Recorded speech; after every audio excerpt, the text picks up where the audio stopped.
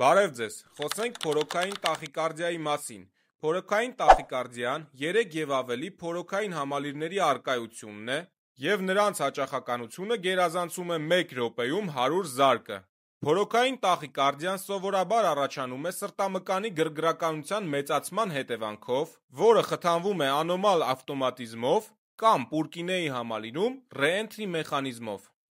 Փորոքային տախիկարդիայի պատճառներ են սրտի իշեմիկ հիվանդությունը, սրտի փականային հիվանդությունները, էլեկտրոլիտային դիսբալանսները եւ սրտային անբավարարությունը։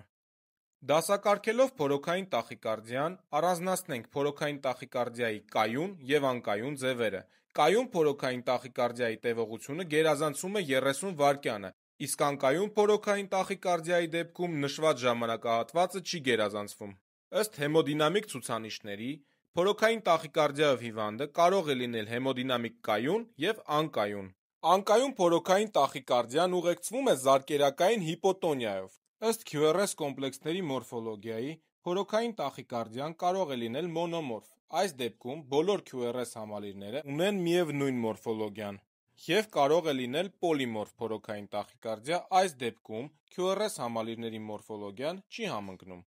Փորոքային տախիկարդիայի էլեկտրոսրտագրության պատկերը հետևյալն է. լայն QRS կոմպլեքսներ, նրանց տևողությունը գերազանցում է 120 մվт եւ ռիթմի արագությունը ավել է քան 100 զարկ րոպեում։ Այն դեպքում, երբ հիվանդի հեմոդինամիկան կայուն է, կարող է անցկացվել դեղորայքային կարդիովերսիա։